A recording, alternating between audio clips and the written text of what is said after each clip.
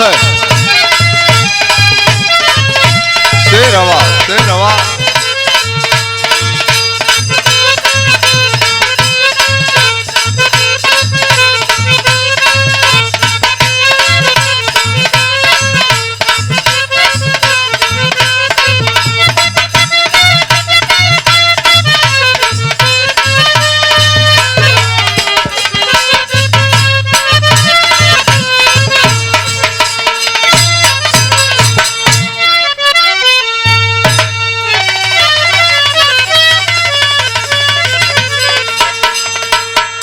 अच्छा मेरे प्यारे मित्रों, मैं महेंद्र यादव लालगंज आजमगढ़ की सरजमी से आप लोगों के चरण में 100 बार नमन करते हैं।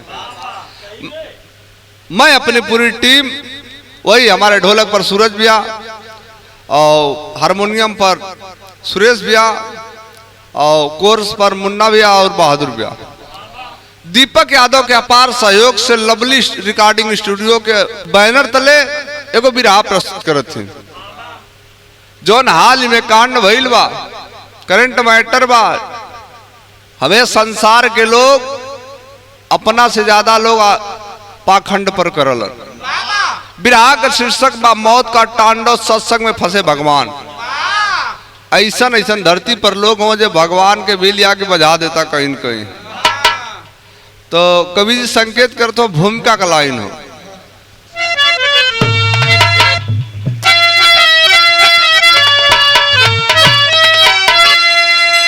कि सत्संग का रंग ऐसा चढ़ा, आज ढोंगी भी भगवान कहाने लगे। भले खुद का मन मैल से है भरा, ज्ञान अमृत की गंगा बहाने लगे। अंध भक्ति की भक्ति समझ कर जमाना, अरे गुरु की कृपा को चाहे है पाना। कभी चंचल वो सबको है करके भ्रमित, भरते हैं खुद के वो घर का खजाना।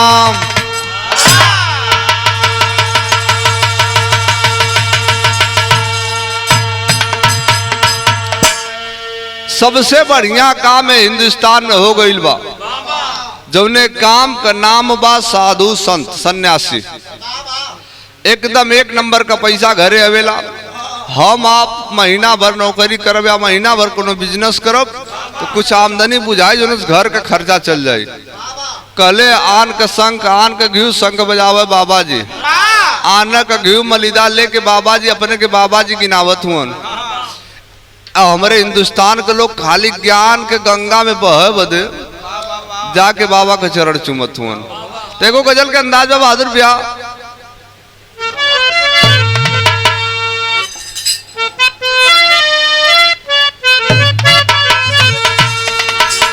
वे गजल बा कौनो आशिक अपना मासूका से कहत हो, कलश जब से तू निगाह में बसलू तब से बड़ा खुशी खुशी दिन बीतल, लेकिन बड़ी दगा देलू तू। का कलश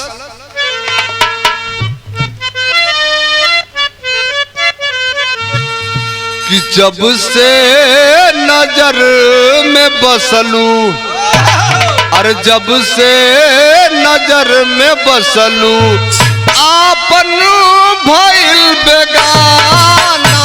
जब से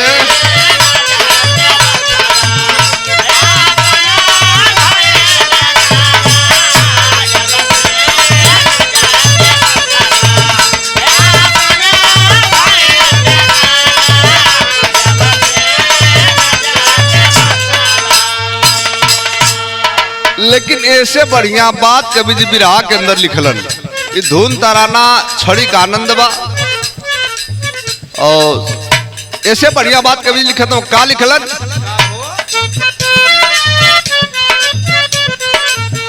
निज स्वार्थ को है पाके, निज स्वार्थ को है पाके उलझा पूरा जमाना। निज स्वार्थ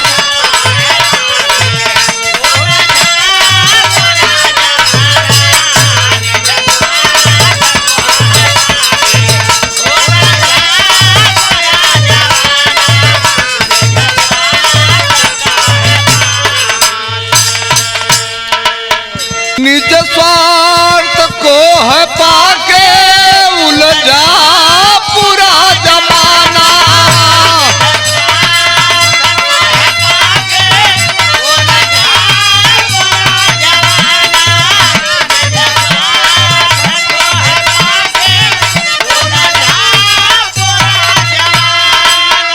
उलझा पूरा जमाना, परमार्थ बिक रहे हैं, परमार्थ बिक रहे हैं, ले लो जिसे है पाना। पर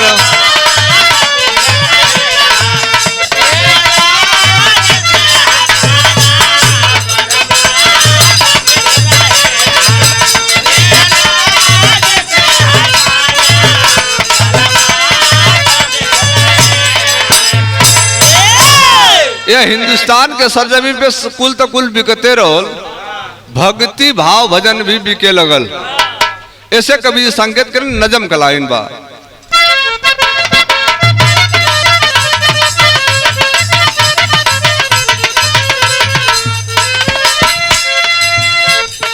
आस्था विश्वास से पूरा देश चलता है, आस्था विश्वास से पूरा देश चलता है, बिना प्रभु कृपा से ना पुष्प खिलता है।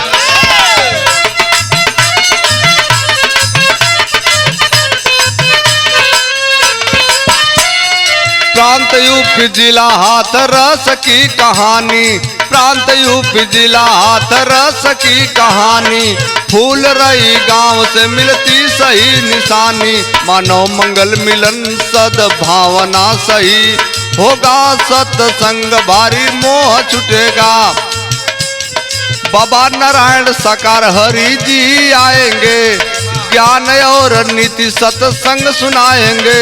कोई हरियाणा दिल्ली राजस्थान से आया है, दरस को भोल के तो ललक मन लगाया है।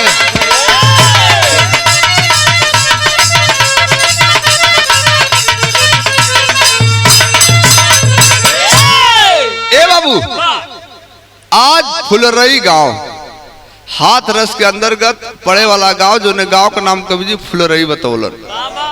फुलरई गांव में बाबा का सत्संग चलत, इतना महान बाबा, इतना महान बाबा बड़न जकरे जस का चर्चा पूरे विश्व में फैलल बा।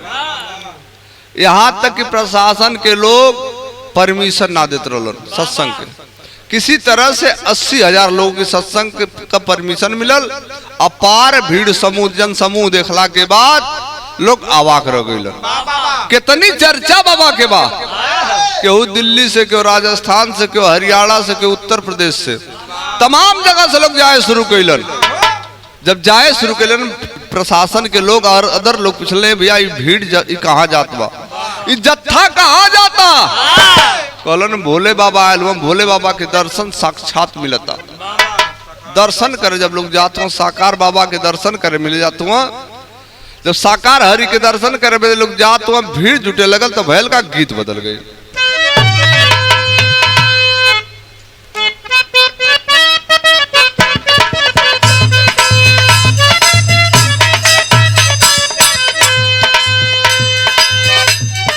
यही असार के बेला में कोनो मेहरारू को आ गई, मान ला हमारे बहादुर भैया के मलकिन जो को आ गई, गेहूं का कटिया खूब बड़े मन से करौले रहा यार, मौका भी रहा लेकिन बड़ा कमैला,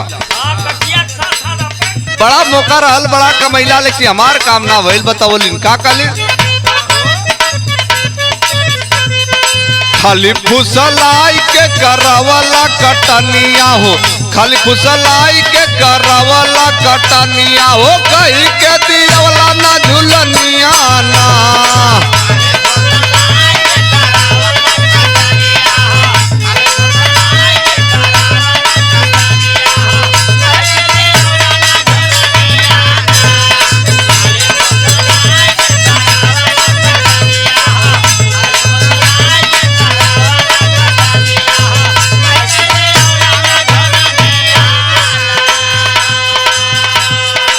जो लोग बाबा के बारे में ना जानत रहलो, जे बाबा के बारे में ना जानत रहलो, बार बार पूछा कि जत्ता कहा जाता है, हुजूम कहाँ जात बा, ओसे लोग बतावत हो। का बतौलन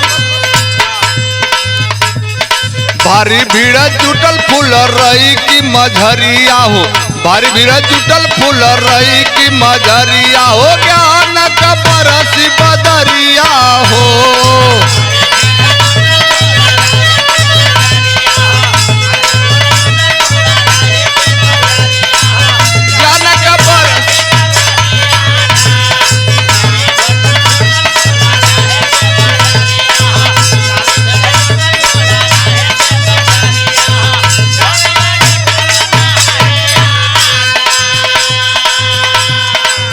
कौलन ऐसन बाबा आवत हुआ, साकार हरि बाबा आवत हुआ, दर्शन मिली ज्ञान की बदरी है राजस्थान ये सरजमी पर बरसी, ये फूल रही की सरजमी पर ज्ञान की बरसात होगी और सबकर मन खुश हो जाएगी। भैर का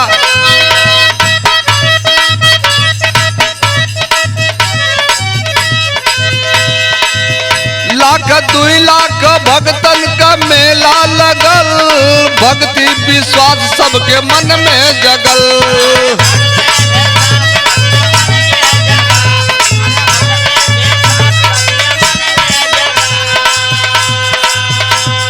सबही पूजाया चलल गुरु के प्यारिया हो, सबही पूजाया चलल गुरु के प्यारिया हो, ज्ञान का बरसी बदरिया ना।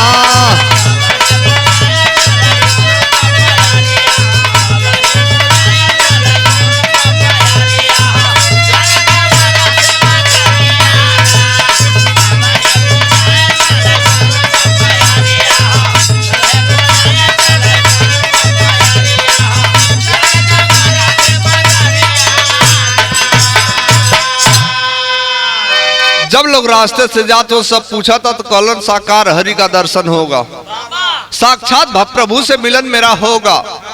1,00,000 2 लाख से ज्यादा लोग अवे लगलन, 80,000 का परमिशन बाद जनसंख्या जब बढ़े लगल, अपार जनसमूह होवे लगल, लोग मने मने विचार कर लगल कि यहाँ तो भक्ति मन में जागल बा, जब से बैराग जगह तब से, लेकिन सही जगह जगह के चाहिए। तब तक भैल का कभी संकेत के लिए गीत बदल गई।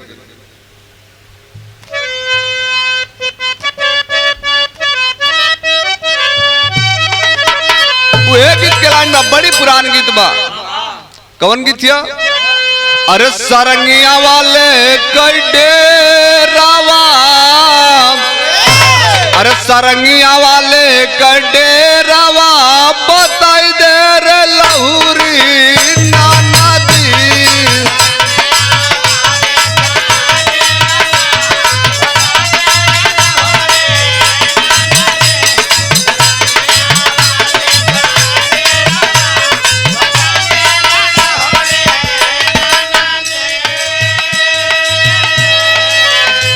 लेकिन लोग गावत बजावत तैयारी करके चलन, तब कभी संकेत करते हो का कैलन? 2 जुलाई के जूनिया, अरे 2 जुलाई के जूनिया, भजनिया गवल हो लोगवा।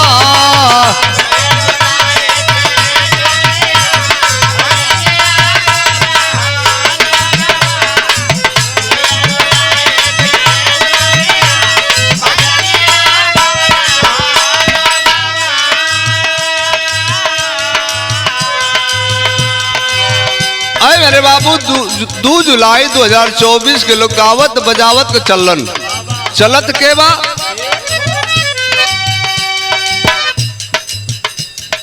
जुटल लइका पुरानिया, अरे जुटल लइका पुरानिया, भजनिया गवल हो लोगवा।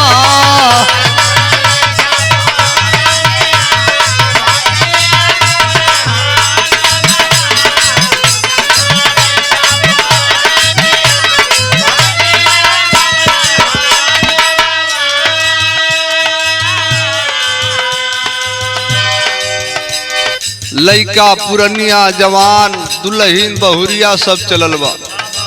जब चलल बा तो सत्संग सुनला के बाद जब सत्संग खत्म भइल तब भैल का कविता लिखलन, खत्म भइल सत्संग सुना जब बाबा जी जाए लगल।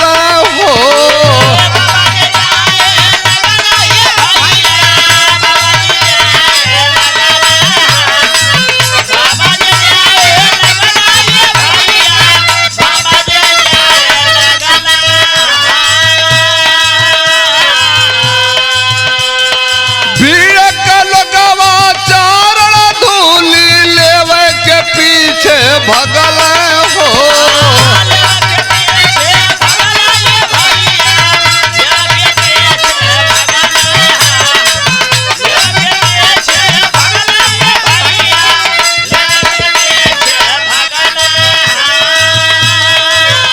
अरे घेरल सकाल राइनिया, अरे घेरल सकाल राइनिया, भजनिया गवल हो लोगवा।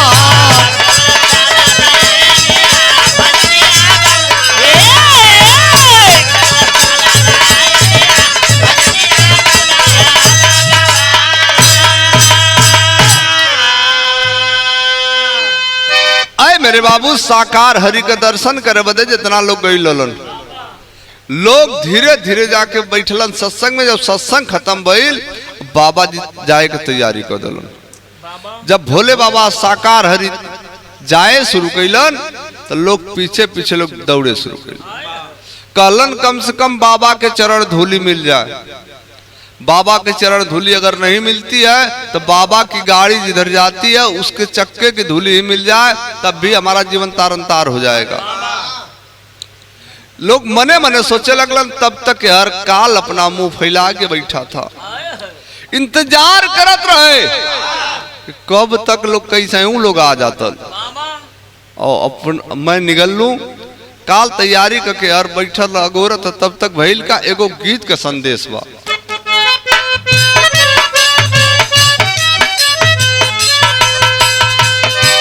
कहली कि ये बंदर कूद जा जमुनावा में, कूद जा जमुनावा में, मनला न बतिया हमार।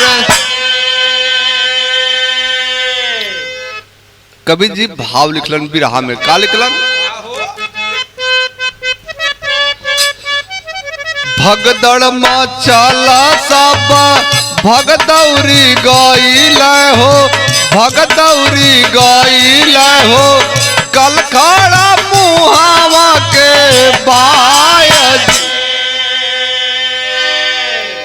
एक पर एक लोगवा दब मारी गईल हो, दब मारी गईल हो, बाबा जी गईल परायज।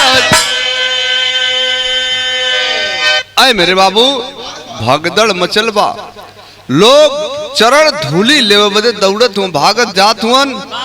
तब तक एक पर एक लोग गिरे लगना। जे जमी पर धराशायी भइल फिर उठे के नाम ना लेलस। जब नाम ना लेलस तो भैल का कभी संकेत करते हो कि लसिया पलास गिरल लोगवा तब घायल भइल, लोगवा तब घायल भइल, गैल अस्पतालवा पटाय जी। आज लोग साकार हरि के दर्शन करे बदे गईलन। और लाश से प्रांगण पटेला के बाद पूरा हॉस्पिटल लाश से पटा गई। खाली डॉक्टर कुछ लोगों के हल्का फुल्का सांस हो तो तब भी डॉक्टर साहब लोग कहते हैं कि ले जाइए, इनका काम खत्म हो गया। इतना लोग खाली पैर से कुचा के लोगों के प्राण पखेर उड़ गई। कभी संकेत के का के तेरी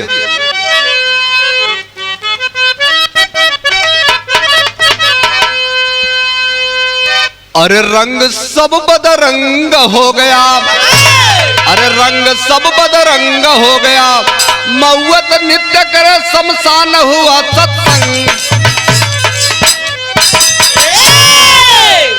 मौत नित्य करे शमशान हुआ सत्संग, रंग सब बदरंग हो गया। ए बाबू आज जहां सत्संग का प्रांगण रहल पूरा शमशान के रूप में बदला गई। मालूम पड़ता खाली लाश बिछावल बा। कभी संकेत के आल्हा लिख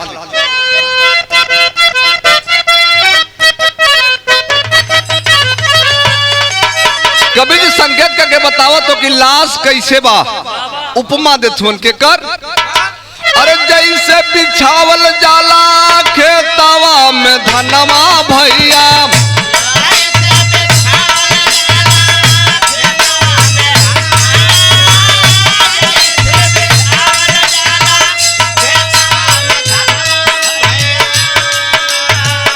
ओ सही कलास बीचल सत्संग दरम्यान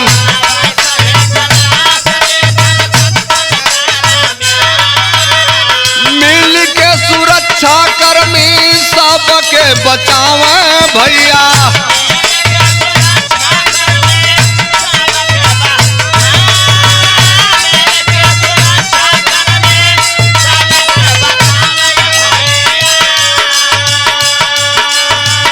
एक 121 लोग जानाव गवाह।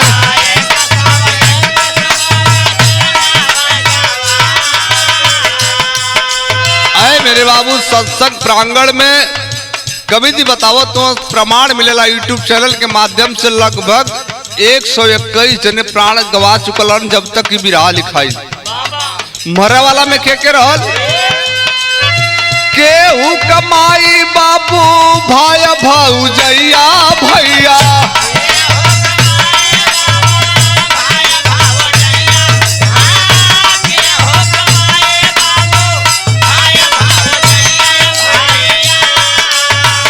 केहू कमुअल बाटे बबुआ हो नादान।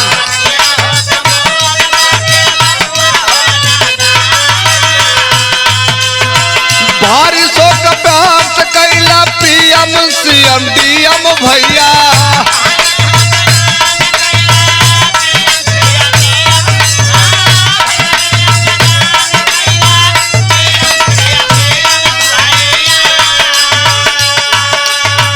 ₹2 लाख सुनाए अनुदान।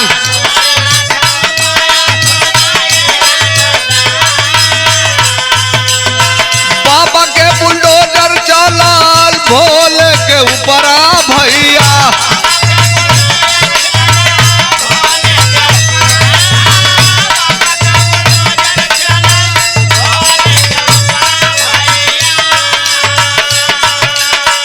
भाई धरसाई आश्रम श्रीमान।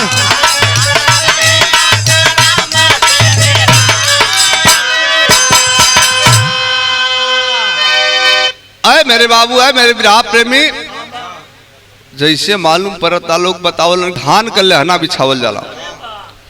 लहना वही तरह लाश बिछा के रखल बाप लोग चिन्हत हो पहचान करते हो। घर से लोग जाए शुरू कर दिलन। केहू के माई बा केहू के बाबू बाड़न केहू के भाई बा केहू के भौजाई केहू के दूध मुहा बच्चा बा। ए बाबू देख के लोगन के करे जवाब फट जाए। यह दृश्य के देखला के बाद जब डीएम सीएम प्रधानमंत्री महोदय मुख्यमंत्री महोदय के पता चलल वहां के जिला मजिस्ट्रेट साहब के पता चलल लोग इकट्ठा भइलन निर्णय कैलन कि जितना लोग सत्संग में मरल बालो सबके 2 लाख रुपया पर आदमी के हिसाब से अनुदान मिल जाए। अनुदान देवे के लोग बात कैलन हर बाबा के बुलडोजर जहां जहां उप पापी दुराचारी बाबा पाखंडी के आश्रम बा ओके गिरावे शुरू करता। अब बाबा वहां से फरार बन तब कवि जी आखिरी लाइन में लिखलन का लिखलन या समाज के लोगन अरे आस्था में कहीं आल जान जइहन अब देशवा बचाव भगवान अइहन।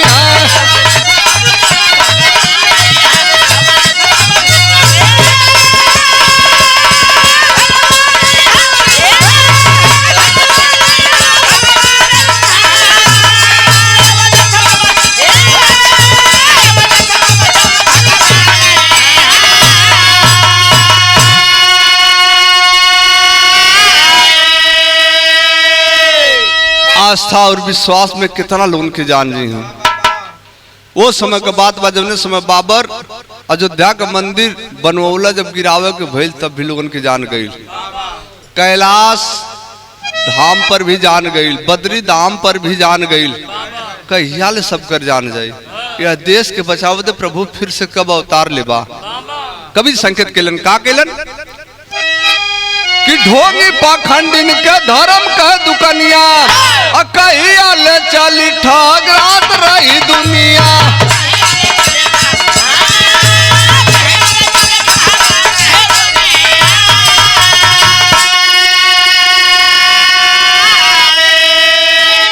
अरे आत्मा के शांति मृतक श्रीमान पै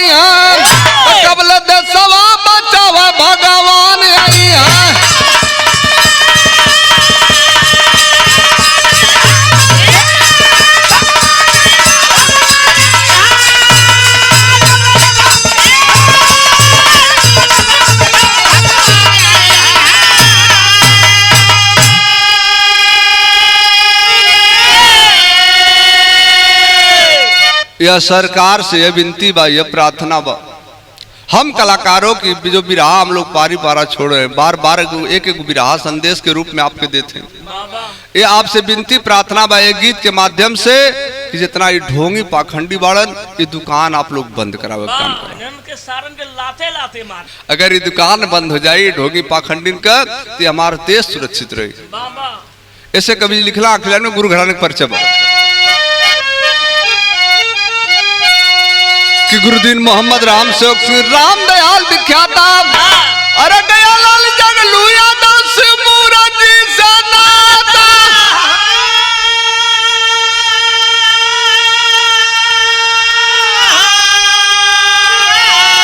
अरे रंग सब बदरंग हो गया, महेंद्र चंचल पाल